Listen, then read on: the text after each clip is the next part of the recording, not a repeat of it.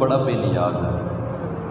وہ اگر دینے پر آئے نا تو وہ کہتا ہے کہ اگر تیرے پاس طاقت نہیں ہے نا حج کرنے کی تو ایک بار محبت سے اپنے والدین کا چہرہ تک لے، تجھے مقبول حج کا ثواب عطا کر دوں گا. وہ بڑا بے نیاز ہے، وہ جس کو جو دینا چاہے وہ دے سکتا ہے. اسی طرح ایک اور بزرگ تھے حضرت مالک بن دینار رحمۃ اللہ تعالیٰ علیہ. آپ لکھتے گئے کہ میں ایک دفعہ حج کے موقع پر جب حج کرنے پہنچا تو اس دن مکہ میں بہت رش تھا، بہت ہی زیادہ رش تھا. تو اب کیا فرماتے ہیں کہ جب میں طواف کر کے فارغ ہوا تو پھر میں نے اللہ رب العزت سے سوال کیا کہ اے باری تعالیٰ، بڑے لوگ آئے، بڑا ہجوم تھا، کیا ان سب کا حج قبول ہوا کہ کوئی بندہ رہ بھی گیا ہے؟ تو وہ مالک جو ہے نا وہ بڑا بے نیاز ہے. تو غیب سے آواز آئی کہ اے مالک، سب کا حج قبول ہو گیا سوائے ایک بندے کے. میں نے سب کا حج قبول کر لیا ہے لیکن ایک بندے کا حج میں نے قبول نہیں کیا. وہ کون ہے؟ محمد بن ہارون بلخی. اس کا میں نے حج قبول نہیں کیا. تو آپ اپنے دل میں یہ چاہت لیے ہوئے محمد بن ہارون بلخی کو ڈھونڈنے نکلے کہ میں دیکھوں تو صحیح وہ کون سا ایسا بندہ ہے کہ جس کا حج قبول نہیں ہوا اور غلطی کیا ہے. تو آپ ڈھونڈتے ڈھونڈتے خیمے لگے ہوتے ہیں علیحدہ علیحدہ کہ یہ فلاں ملک کے بندے ہیں، یہ فلاں قبیلے کے ہیں. تو بلخ کے لوگوں کو مالک بن دینار رحمۃ اللہ تعالیٰ علیہ آپ فرماتے ہیں کہ میں نے ان کو ڈھونڈ لیا اور میں نے ان سے پوچھا کہ بھائی بتاؤ آپ میں سے محمد بن ہارون بلخی کون ہے؟ تو وہ جتنا بھی قبیلے والے تھے وہ کہنے لگے جی وہ تو بڑا متقی ہے، تو بڑا پرہیزگار ہے، وہ تو ہر وقت اللہ اللہ کرتا رہتا ہے اور وہ ماشاءاللہ 23 حج کر چکا ہے اور یہ 24واں حج چل رہا ہے ان کا، تو بڑے متقی اور پرہیزگار ہے. تو پھر مالک بن دینار رحمۃ اللہ تعالیٰ علیہ فرماتے ہیں کہ میں نے ان سے کہا کہ ذرا مجھے بتائیں گے کہ وہ ہے کہاں پر، میں نے ان سے ملنا ہے. تو وہ آپ کے قبیلے کے جو بندے تھے وہ کہنے لگے کہ وہ پہاڑ کی پچھلی سائڈ پر انہوں نے ایک خیمہ لگایا ہوا ہے اور وہاں پر بیٹھ کر نا وہ عبادت کر رہے ہیں. حضرت مالک بن دینار رحمۃ اللہ تعالیٰ علیہ آپ ڈھونڈتے ڈھونڈتے محمد بن ہارون بلخی رحمۃ اللہ تعالیٰ علیہ آپ کے پاس پہنچے. وہاں پر جب پہنچے تو کیا دیکھتے ہیں کہ وہ اللہ رب العزت کی عبادت میں مشغول ہیں. تو آپ جب وہاں پر جا کر بیٹھے تو کہنے لگے کہ کیا تم محمد بن ہارون بلخی ہو؟ وہ کہنے لگے ہاں میں محمد بن ہارون ہوں. کیا تم مالک بن دینار ہو؟ کیا تم مالک بن دینار ہو؟ تو وہ بڑے حیران ہوئے، کہنے لگے کہ میں نے تو نام ہی نہیں بتایا تھا اپنا اور ان کا نام تو میں پوچھ کے آیا تھا. تو وہ کہنے لگے ہاں جی میں مالک بن دینار ہوں. تو وہ محمد بن ہارون پوچھنے لگے بتاؤ کس غرض سے آئے ہو؟ تو کہنے لگے جی آپ کے بارے میں بڑا سنا ہے کہ آپ بڑے عبادت گزار ہیں، تو آپ کی زیارت کے لیے آیا تھا. وہ محمد بن ہارون کہنے لگے نا جو اصل بات ہے نا وہ بتاؤ کہ کس مقصد سے آئے ہو؟ کہ اس لیے آئے ہو نا کہ اللہ رب العزت نے اب بھی کہہ دیا کہ اس کا حج قبول نہیں ہوا، اسی وجہ سے آئے ہو نا؟ تو مالک بن دینار رحمۃ اللہ تعالیٰ نے بڑے حیران ہوئے، کہنے لگے پتہ بھی ہے کہ حج قبول نہیں ہو رہا اور یہ 23 سے 24واں حج کر رہے ہیں. تو کہنے لگے کہ آپ کو معلوم ہونے کے باوجود بھی آپ بار بار آ رہے ہیں حج کرنے کے لیے. تو محمد بن ہارون کہنے لگے کہ اگر اس بارگاہ میں آ کر میں معافی نہیں مانگوں گا یا اس بارگاہ میں میں نہیں آؤں گا تو اور کہاں جاؤں گا؟ میرا رب تو یہ ہے، معاف بھی اس نے کرنا ہے، جو بھی کرنا ہے اسی نے کرنا ہے، اسی کی بارگاہ سے ملنا ہے جو بھی ملنا ہے، کیونکہ میرا تو رب یہی ہے. اگر کوئی اور دروازہ ہے تو مجھے بتاؤ میں وہاں پر چلا جاؤں. حضرت مالک بن دینار رحمۃ اللہ تعالیٰ علیہ آپ نے جب یہ باتیں سنی تو بڑے متاثر ہوئے اور وجہ پوچھنے لگے کہ بھائی بتاؤ کہ کیا ماجرا ہے کہ اتنا حج کرنے کے باوجود بھی آپ کے حج قبول نہیں ہو رہے؟ تو وہ جو بندہ تھا وہ کہنے لگا کہ آپ یہ وجہ نہ پوچھیں تو بہتر ہے. کیونکہ آپ اگر یہ وجہ مجھ سے پوچھیں گے اور میں بتاؤں گا تو ہو سکتا ہے کہ آپ مجھ سے نفرت کرنے لگ جائیں، کیونکہ وجہ بڑی عجیب سی ہے، بڑی غلط وجہ ہے۔ حضرت مالک بن دینار رحمۃ اللہ تعالیٰ علیہ آپ بار بار اصرار کرنے لگے، بار بار پوچھنے لگے۔ تو وہ جو بندہ تھا اس نے کہا چلو اگر آپ پوچھتے گئے تو میں بتا دیتا ہوں، اور مجھے یقین ہے کہ آپ بھی غصہ کر جائیں گے۔ تو وہ حضرت صاحب جو تھے وہ کہنے لگے ذرا بتائیں تو صحیح وجہ کیا ہے، غلطی کیا ہے؟ تو وہ کہنے لگا کہ میں مالدار بندہ تھا، جاگیردار بندہ تھا، میرے پاس بڑا مال و دولت تھا، دولت کا نشہ تھا میرے اوپر، تو میں شرابی تھا، بہت گناہ گار بندہ تھا۔ تو ایک دن کیا ہوا کہ میں عصر کے ٹائم گھر آیا اور رمضان کا مہینہ تھا، اور میری والدہ جو ہے وہ تندور پر روٹیاں لگا رہی تھی، اور میں اپنی ماں کے پاس پہنچا اور جا کر میں نے کہا کہ امی جان مجھے روٹی بنا کر تو مجھے بھوک لگی ہے۔ تو میری امی جان نے کہا کہ اگر روزہ نہیں رکھتا تو کم از کم روزے داروں کا ہی خیال رکھ لیا کر، کم از کم اس ماہ مقدس کا ہی احترام کر لے اور باز آ جا۔ تو وہ کہنے لگے کہ میں نشے کی حالت میں تھا، دھت تھا نشہ پی کے، تو مجھے غصہ آیا تو میں نے اپنے گناہ گار ہاتھوں سے اپنی ماں کو ایک تھپڑ مار دیا، اور اتنا زور سے تھپڑ مارا کہ میری ماں جو تھی وہ تندور میں جا گری۔ پھر مجھے نہیں پتہ کہ کیا ہوا، پھر عوام اکٹھی ہو گئی، میں نشے کی حالت میں تھا تو مجھے کمرے میں بند کر دیا گیا۔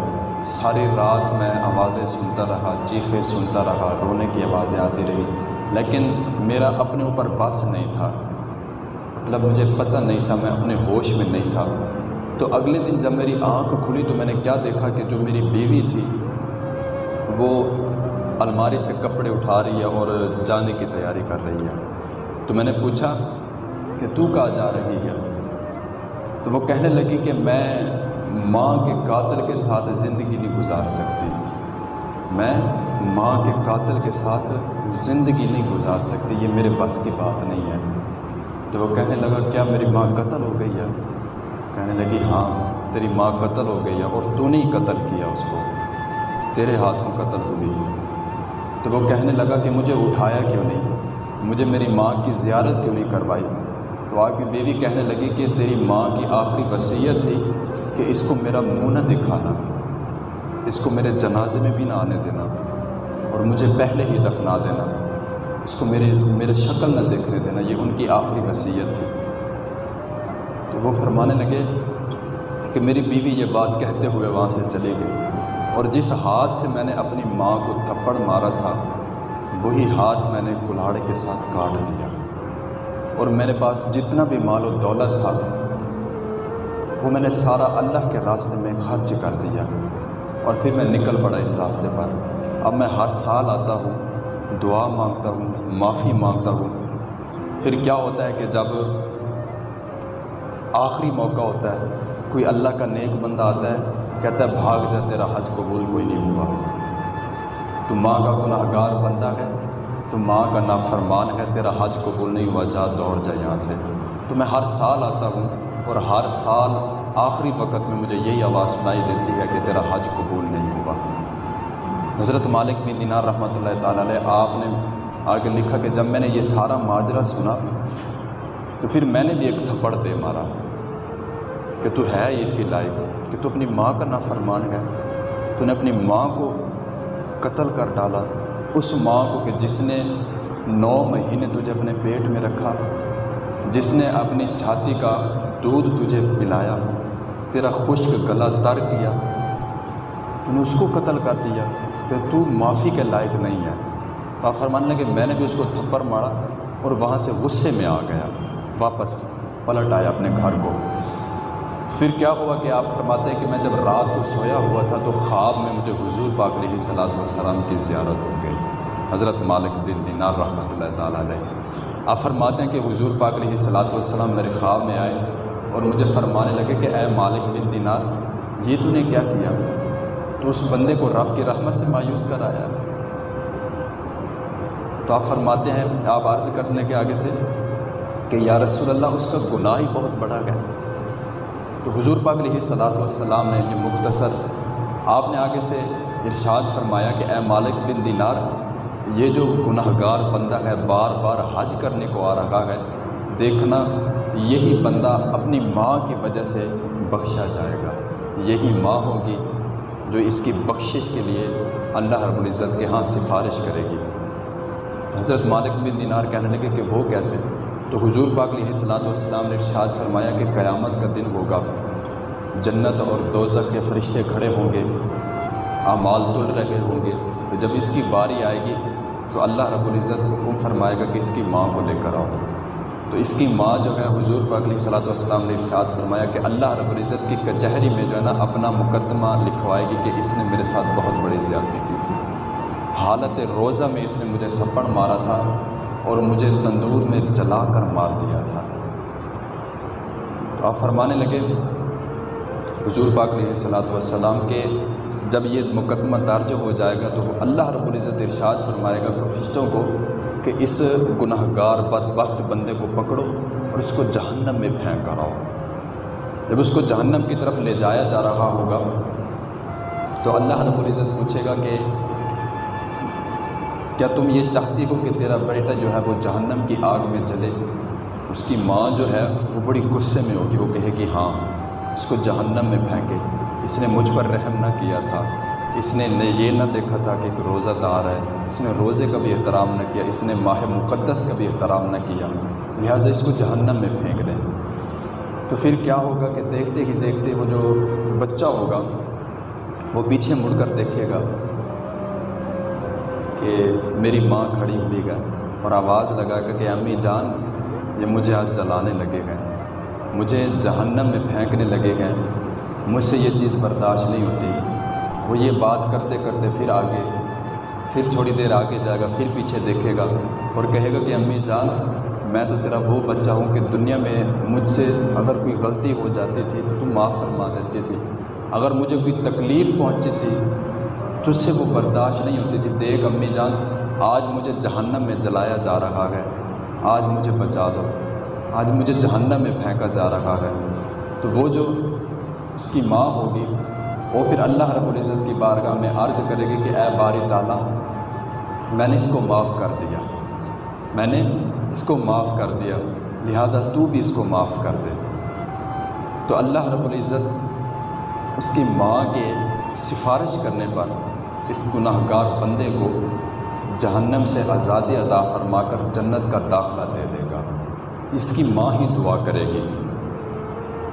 میرے بھائیو دیکھو کہ اتنا ظلم کرنے کے بعد ماں باپ جو ہے اپنے بچوں سے اتنا پیار کر رہے ہیں، لیکن ہمارے دل میں، ہمارے ذہن میں اور ہماری سوچوں میں کہیں پر بھی ماں باپ کے بارے میں حسن ظن نہیں ہے، ان کے ساتھ محبت اور سلوک اور پیار کا کوئی پہلو ہی نہیں ہے۔ جہاں بھی دیکھو ہر دوسرے گھر کی داستان ہے کہ بچہ جو ہے ماں باپ کا نافرمان ہے، ہر دوسرے گھر کی داستان ہے۔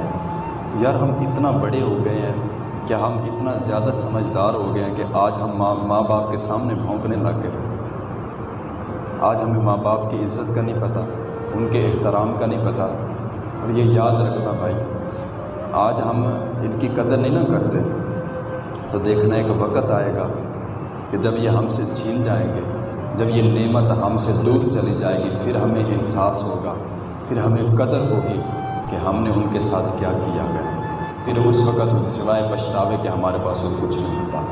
تو آج ہمارے پاس وقت ہے، آج ہمارے پاس یہ اللہ تعالیٰ کی نعمت ہے، یہ عظیم شان ہمارے ماں باپ ہمارے گھر میں بیٹھے ہیں، تو ان کی خدمت کریں، ان کا ادب و احترام کریں، ان کے ساتھ پیار سے بات کریں، اور اپنی عادت بنا لیں کہ ماں باپ جتنی مرتبہ بھی بات کریں نا، اگر آپ نے وہ سنی ہوئی بھی ہے تو آپ ایسے اس کو سماعت کریں کہ جیسے آپ پہلی مرتبہ سن رہے ہیں، اور بڑی محبت سے سنیں، سکون سے بیٹھیں، ماں باپ کو ٹائم دیں۔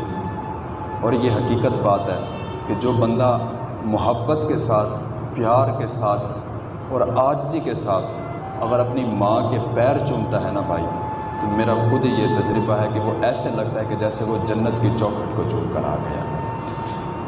اپنے ماں باپ کی خدمت کیا کرو، ان کا ادب و احترام کیا کرو، کہ سامنے اونچی آواز میں بات نہ کیا کرو، دھیمے لہجے میں بڑے ہی ادب کے ساتھ، پتہ نہیں چلتا کہ کون سا ہمارا ایسا عمل ہو کہ جس وجہ سے ہم نافرمان ہو جائیں اور ہماری ساری زندگی کی جمع پونجی جو ہے ایک لمحے میں ضائع ہو جائے۔